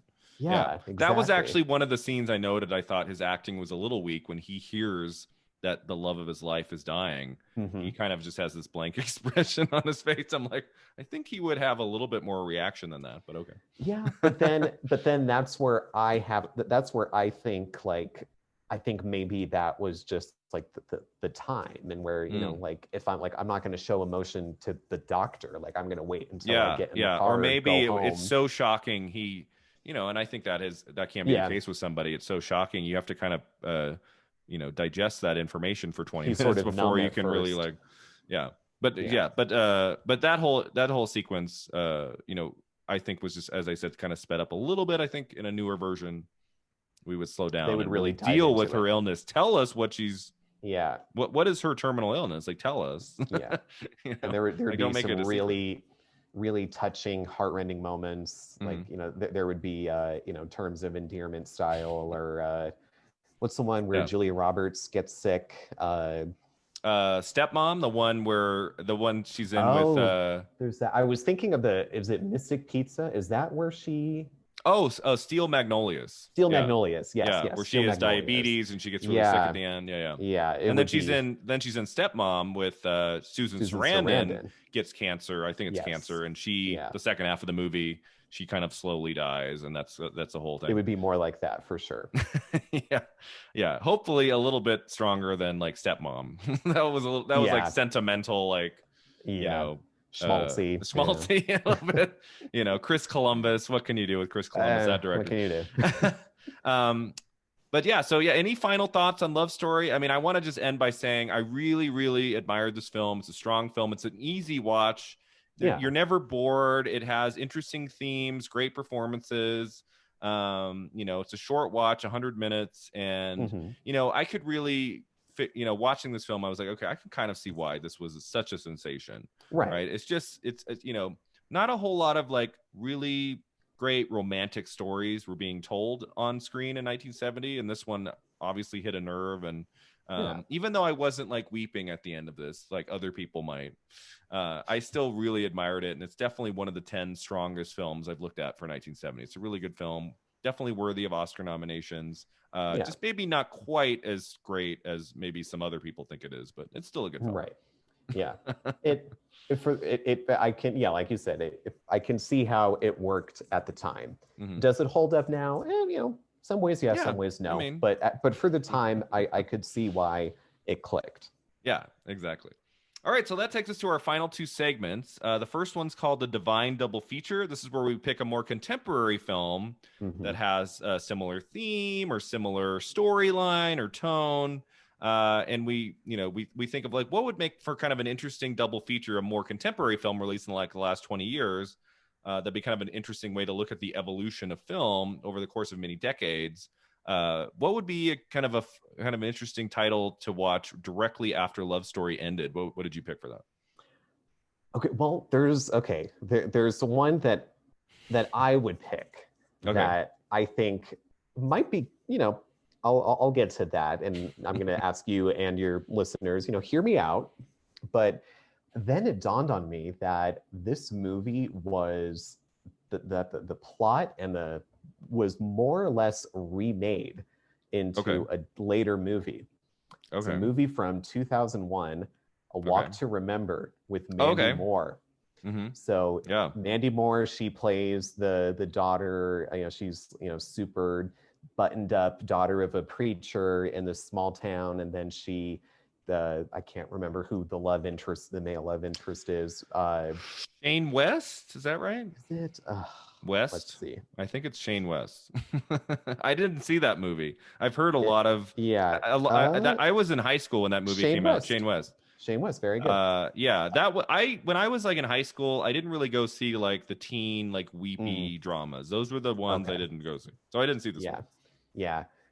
He's the popular, jock at school, and hangs out with the jerks who, and she's the goody two shoes. And so like coming from different planets, but then, they forge a connection and they fall in love, and then they beat the odds and get married. And, there's issue, their friend group, his friends are, asking him what the heck he's doing with her. And I think her dad is disapproving of their relationship because he's this pastor and doesn't, is protective of her. But then they end up getting married, and then she ends up getting ill and then dies. Okay. And so thanks for giving it away there, Mark. Sorry, spoiler alert. No, I not having seen the movie, I actually know that I didn't know which one it was, but I know it's about one of them gets terminally ill. Yeah. So it's almost quite literally like a slightly varied remake of Love Story. Okay. So, but anyway, so it's kind of like an early 2000s like teen version of Love Story. Yeah. But that's not what I would pick as. What I would pick. I just wanted to. It dawned on me. I'm like, wait a minute. This is essentially A Walk to Remember. But what I would choose as a double feature, and like I said, hear me out. It might be a bit of a stretch. The Fast and the Furious 6. Yes. There we go. Close it down. We're done. That would be a surprise. That would be. No. 500 Days of Summer. Okay. Yeah, I love that movie. That was my pick for the second best film of 2009.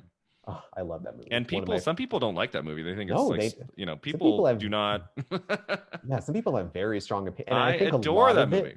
I adored it. I think a lot of the hate for that movie is that people have very strong opinions about Zooey Deschanel. Yeah, some people don't like her. I love Zooey Deschanel. I don't care. Yeah. Like I love New Girl. I love. Yeah, I'm kind of indifferent to her, but I love her in that movie. Yeah, me too. Yeah. But it's not a tragedy like Love Story is. But I think I chose it because I like that, and it even said like in the beginning of the movie, there's a voiceover narrator who says, this is a story about love, but you should know this is not a love story. And that's right. I like that it takes the love story and turns it on its head. And like the way that it's told, it's not told in a linear storyline. It bounces around from, different segments of the relationship. And then it also even like there are moments in the movie a few times where they explore some of those tropes that I mentioned, the different things that you see happening in all of these romantic films. And it even directly, it's kind of a postmodern take on them. It dives into those tropes and turns them on their head, or directly points them out and makes fun of them. And it's got a great soundtrack. And I still listen to it to this day. Yeah, it's a great soundtrack. And it's one of the few movies that makes Los Angeles look beautiful. Oh, absolutely. Yeah. Like it's what, like, if you're, I grew up in the LA area, and I know you lived in LA before La La Land, right? Before La La Land. Another movie that it looks gorgeous in. Yeah. And they even had the year that it came out and on the internet. I don't know if, I'm sure you can still find it somewhere, but because a couple of my friends and I, we were so obsessed with this movie and we loved it. We went and saw it in the theaters. And we were like, this movie's great. We found something online where we could do a walking tour of downtown LA and go to different parts that were used in the movie. Oh my God. Just for 500 Days of Summer? Just for 500 Days of Summer. So like you could go to the place where they do karaoke that one night. In that one scene, you could go to the place where they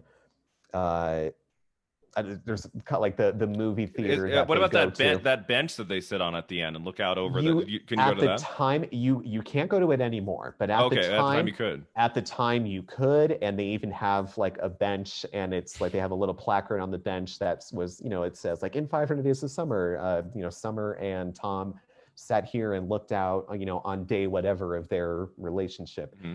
But then a few years later, this was maybe like 4 or 5 years ago, and 500 Days of Summer was 11 years ago.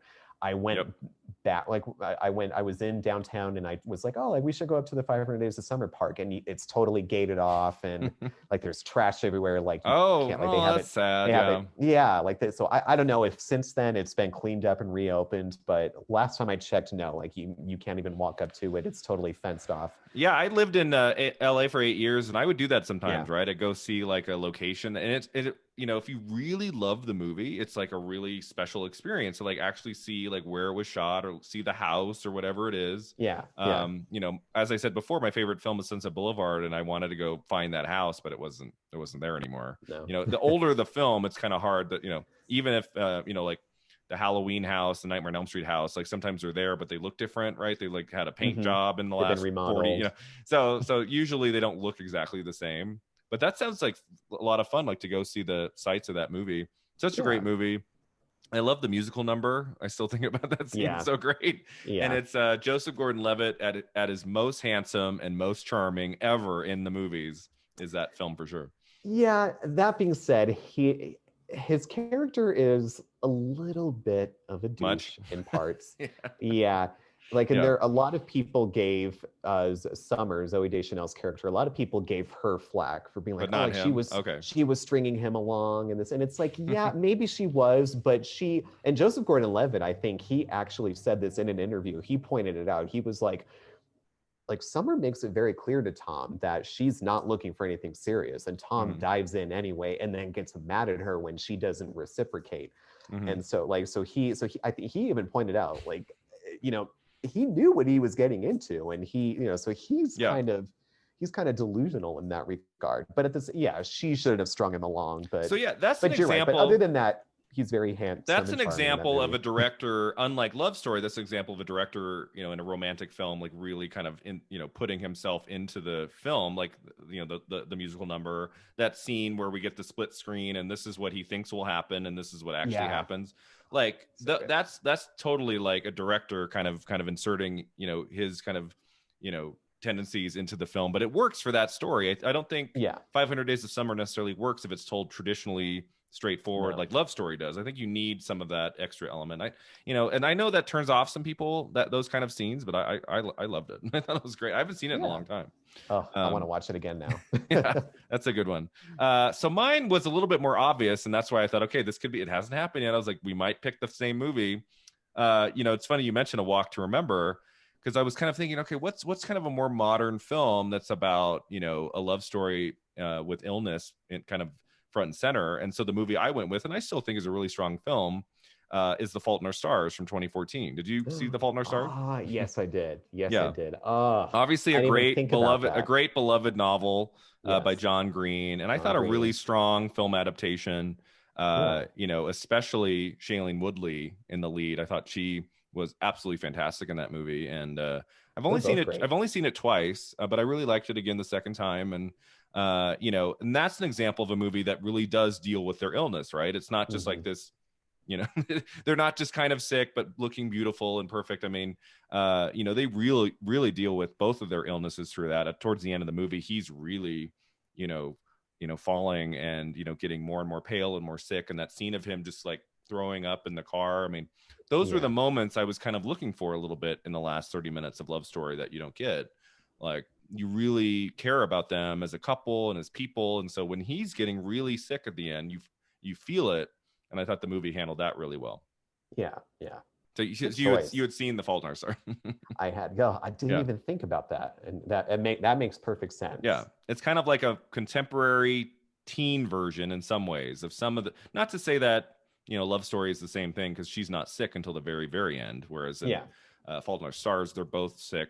I both believe they're both terminally sick, right? From the beginning, like she is terminally ill. We don't really know how long she has, but they both know that, and that what's kind of what makes that film so special is that you really have two characters in a romantic story that you really hadn't seen on film before, and I thought The Fault in Our Stars handled that really well, and really good film. Yeah. It was kind of around the time we also got Me Before You, which came out in 2016. And then Me and Earl and the Dying Girl also came out around that time. So The Fault in Our Stars, and then 5 Feet Apart is another one. The Fault in Our Stars kind of inspired some of these other teen films about illness and that are also love stories. I've seen a couple of them, and a couple of them are decent. I like 5 Feet Apart, but I think the best of them is Fault in Our Stars. Yeah. Yeah. All right, cool. Choice. And that takes us to our final segment, which is called Beyond the Flick. That's where we pick a person or a genre affiliated with the film. This was kind of a tough one. I talked with you about this before. Like, I thought Ally McGraw would be a great choice, but outside of The Getaway, she's not in anything else I've seen. You know, maybe she's in a couple more solid films. I just haven't seen them. You know, the directors, shockingly, had like a 50-year career, but I haven't seen a whole lot of his works. And the couple that I have are not super memorable. So the only one, like a major figure, I mean, I could have picked Ray Milland. I could have talked about Dial M for Murder and The Lost Weekend, done. But I was like, well, is that the person we choose to talk about in this movie? There might be another, you know, a film down the road we can talk about Ray Milland. He was acting into the 80s. So yeah, I thought this would be the time to talk about Ryan O'Neal and his career. And I know you've seen at least one of his other really strong films of the 70s. He continued making films into the 80s and 90s, but really like his window of popularity of really strong projects was basically 70 to 75. Like that was that was his window where he got some really good roles. And so the 3 films that I have chosen came from that time. My third favorite choice would be Love Story, which I just watched. So I kind of feel like I have to let it sit for a little bit, but definitely be in his top 3. My second favorite is, I believe, your other favorite. What's the other film you've seen him in that you like? Paper Moon. Paper Moon, 1973 by Peter Bogdanovich. What do you think of Paper Moon? It's I mean, you know, I think it's gotten a lot of it's well known for, so he acts in it with his daughter, Tatum O'Neal. And she won an Oscar for Best Supporting Actress. Yeah, is she still the youngest person to win? I think so. An acting award? Like a competitive acting award. I think she was 10, if I'm not mistaken. She was very young. Yeah, I still want to say I could be wrong. I know that Anna Paquin won an Oscar. Anna Paquin for The Piano, I believe she was 12 or 13. Yeah, but I don't know if yeah, so but I think Tatum still holds. I think Tatum O'Neal still holds the record as the youngest actor to win an acting Oscar. Yeah, competitive. Not because in the 30s and 40s they would have like juvenile honor, like Judy Garland was given Mickey Rooney, honorary Mickey Rooney. Yeah, but those weren't competitive. Haley Mills, right? They Margaret would like O'Brien. They would pick like a juvenile performance of the year to reward at the Oscars, but it wasn't competitive. Yeah, and it was even like a mini, like it was a miniature. It wasn't like a full size Oscar. It was like a mini Oscar. But in this movie, so he plays his father's daughter in the movie. You know, again, Academy Award nominated, but also what I really love about this movie, the role that stands out to me is the late great Madeline Kahn. She was nominated for one of her first films. Yeah, one of her first films, her first Oscar nomination. First of 2. Yeah. The other, she was nominated for Best Supporting Actress in both of her nominations. The first was for Paper Moon. So she and Tatum O'Neal were both in the same film. There you go. Competing. So see, it can be done. Ray Milland could have also been nominated. It doesn't have to be just one. There's been a few instances where multiple actors. I believe movie. The Godfather. I think The Godfather supporting actor is 3. I think it's Pacino and James Caan and a third one. Someone like I think that category is like 3 of the actors. So you can have 2 or more nominations from the same film. Yeah, you can. So Madeline Kahn was nominated for Best Supporting Actress in Paper Moon, and she delivers the most memorable scene for me is this monologue that she gives. They've pulled the car over, and Tatum O'Neal is sitting up on the hill, and Madeline Kahn's character is walking up to her and talking, giving her the rundown of these are the facts of life, kid, and she's a bit of a biatch to her. But it's she was so good. I mean, she's traditionally known, obviously, as being this wonderful comedic actress, and this was a bit more of a dramatic with a slight comedic bent. But she's brilliant, stunning in this role. Then the other, she was of course nominated for Best Supporting Actress. Her other nomination was for Blazing Saddles. That is so wild to me that she was nominated for an Oscar for Blazing Saddles. That's kind of great. Saddles. Exactly. Because you don't see comedic performances rewarded very often, especially a film like that, which I believe Blazing Saddles came out at the very beginning of '74, if I'm not mistaken. So for her performance in that to get Oscar nomination like a year later for a comedy like that, it tells you that, you know, in a particular kind of comedy, right? Kind of like slapstick, like really goofy, right? Satire. That kind of a movie never gets acting nominations. So for her to get it for that was really great, and back to back. The only other role that stands out to me that like similar kind of comedy, kind of slapstick, was Melissa McCarthy getting nominated for Best Supporting Actress for Bridesmaids. Yeah. Which I'm like, you know what, I can't remember who won that year, but I wouldn't have been mad if Melissa McCarthy had won. Like I don't think that was just it was Octavia Spencer for The Help won that year. Oh, okay, well, I don't want to take it away from Octavia. She was great in The Help. I mean, that was one of those performances that just, I mean, and I was familiar with Melissa McCarthy's work on Gilmore Girls, which is a great show. But that performance was like, I mean, you knew it within 5 minutes, like, okay, this is a memorable character and performance that we have not seen in a comedy. She's going to steal the entire movie, and she did. Yeah, and it's a great movie to begin with. Oh yeah, and so Madeline Kahn, she's great in Blazing Saddles, great in Paper Moon. I haven't seen it in a while. I watched it when I want to say I was in college. I need to revisit it again, and I'm sure I'll get to it on the podcast. I just remember I love the black and white, the period, the costume design, the production design. It's all stellar. This was a run by director Peter Bogdanovich that was just insane. He started with The Last Picture Show, which came out in '71, and then what's the title of the film with Barbara Streisand, and I believe Ryan O'Neal in that film? What's Up, Doc? Is that the title? I think. Yeah, I think so. And then Paper Moon, 3 huge hits back to back within about two and a half years. So he was on a roll at the beginning of the '70s, and Paper Moon was another. You think of like, okay, a period film about a father and daughter, black and white. That's not going to make any money, but it was a huge hit at the time in '73, and such a strong film. Yeah. So any idea of what my favorite O'Neal movie is? Do you know of any other major film he made in the '70s? There's one other big one. I'm struggling because I'm not the biggest connoisseur of Ryan O'Neal. Like it's like we talked about it. I don't think there's very many at all. Yeah. I mean, we talked about it before we jumped on here, but like I'm like I mostly know, aside from Paper Moon and Now Love Story, I mostly know him for being Farrah Fawcett's boyfriend. Weren't they married at some point? Or were they only? They had a kid. Yeah. They had a son together who's had like all sorts of run-ins with the law apparently, and So after like the early '80s, after the early '80s, he pops up in things here and there. He's in this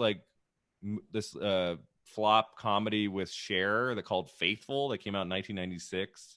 I want to say like Malibu's Most Wanted with Jamie Kennedy. Like he's in like a random kind of like occasional comedy in the '90s and 2000s, but nothing that compares to his work of the '70s.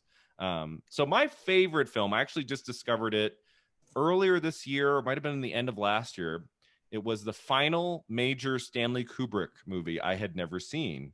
And that's his 1975 Barry Lyndon. Have you heard of that film, Barry Lyndon? Yeah, never seen it. Kubrick, I mean, he made very few films, right? So after Dr. Strangelove in 2001 in the 60s, he only makes 5 more films. He does The Clockwork Orange in '71, which I'm so excited because that's next year. Get talking about Clockwork Orange. That's going to be a conversation. And then in '75.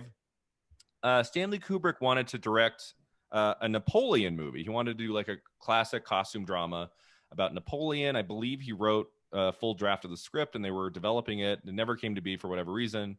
And so the film he ended up making for '75 was Barry Lyndon, which is another costume drama. This is the film he made in between Clockwork Orange and The Shining, which came out in 1980. And then after that, he did Full Metal Jacket and Eyes Wide Shut, and that was it. This is probably his least known of like the later Kubrick films. Like I think more people know The Shining and A Clockwork Orange than they do Barry Lyndon. And it's long. It's like 3 hours long. I'm not a big costume drama person, especially kind of like slow, kind of like let's take a stroll down the trail and talk kind of costume drama. 3 hours. I was like, if Kubrick hadn't directed it, I might have skipped it. But I'm always trying to watch as many of the Criterion Collection movies as I can. You know, they're like 1,000 or more deep into their collection, going back many decades, right? And I haven't seen all of them. Maybe half. But I'm trying. Since the last 10 plus years, I'm trying to watch a lot of Criterion movies. And Barry Lyndon got a really awesome Blu-ray upgrade, amazing bonus features. I want to say 7 or 8 like short documentaries about the movie and about Kubrick, and so good. And so I think that might have helped a little bit in my reaction to the film, because it is a little bit slow at times. It's not my favorite Kubrick movie by any stretch, but it's a very strong film. It's definitely Ryan O'Neal's best performance. We stay with him from the beginning to the end, as his child gets sick, and we have a lot of tension and at home and with his wife. And it has moments of playfulness where Stanley Kubrick's like moving the camera all around while two characters fight. But then there's like these like luscious shots where you can see, miles in the distance, and you get to see just the camera on sticks, beautiful cinematography, of the setting of this is. I'm trying to remember what century it takes place in, but it's like 1700s or 1800s. It's like it's like a period film, and the costume design is extraordinary. I believe almost never did they use actual like lighting. So when you have because they didn't have lights right back then. So for the movie, like for the cinematography, they actually use like candles to light the scenes, which is kind of insane. Like Stanley Kubrick insisted that we not use just artificial light, that we actually use the light from the candles that they would have had back then. But going beyond that, it's just a really fascinating story. It's one of those that kind of creeps up on you. Like for an hour, you're kind of like, what is this about? Where is it going? But, Stanley Kubrick has a way of keeping you under his spell, even if, Indeed. Costume dramas are not my thing. This one really started, hooking me, especially by the second hour. And by the end, I was really, really, really into it. And I really admired Ryan O'Neal's performance in it. And it's probably his best work in a film. So, you don't need to go watch Faithful or Malibu's Most Wanted. If you have any Ryan O'Neal homework, if there's one film to see, it's Barry Lyndon from 1975. Did Ryan O'Neal did the movie get any kind of nominations? I believe it got like a cinematography nomination, because most Stanley Kubrick films look insane, look amazing. And I think that one got nominated. It might have won. I know it at least got nominated. Ryan O'Neal, I think his only Oscar nomination is Love Story. I think that's the only one. He didn't get nominated for Barry Lyndon. It wasn't a big success. It was like a 3-hour film that was kind of a hard sell. It had a big budget. I think that's partly why it took 5 years between projects for Kubrick, between Barry Lyndon and The Shining, was that Barry Lyndon wasn't a huge box office success. If I remember correctly from one of the documentaries on the Blu-ray, he didn't necessarily want Ryan O'Neal for the lead. They came to him and they said, okay, you want to make this 3-hour period film, you need a name in the lead. You cannot just go pick some random person. So I guess if I remember right from the documentary, they gave him a list. Here are the 10 name actors in Hollywood, and you get to pick from them. And if I remember right, he went to almost everybody else, and they all turned him down. And he kind of ended with, okay, who's last? Who's last on the list? Ryan O'Neal. Yeah. And so that's kind of how he came. And this happens in films all the time in history, right? It happened in Misery. They go to every name actor they can, and then eventually they end up with someone who's not quite as famous or as big of a name, but usually is better for the role than someone else might have been. Yeah. And I think in this case, I think Ryan O'Neal is actually a really solid choice for Barry Lyndon. And as I said, he does a great job in the movie. And, somebody more of its time, like a Jack Nicholson or a Peter Fonda or some of the other bigger, Warren Beatty, some of those bigger name actors of the early 70s or mid 70s, I think would have stood out like a sore thumb in Barry Lyndon, this kind of like 1700s like period costume drama. Ryan O'Neal is, a contemporary looking guy too, but there's something about him when they put him like in the way his hair is done in that movie, and the kind of stiffness a little bit to him as an actor, I think actually benefits the character he plays in that movie, and so it works. It's a good film. Yeah. So I would recommend Barry Lyndon. So it's worth a look if you like Stanley Kubrick's work at all. It's definitely worth a look at some point. All right.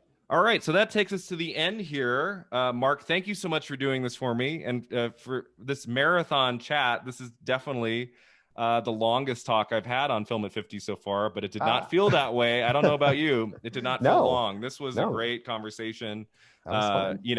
It's been so much fun to look at some of these older films and have someone to talk to about it, right? Because if it was just me watching this, I'd be like, oh, that was a love story. It was a good film. And then I would move on with my week and not really think about it. But it's kind of fun it's actually helping me discover films in a new light because I'm really watching them. I'm not on my phone.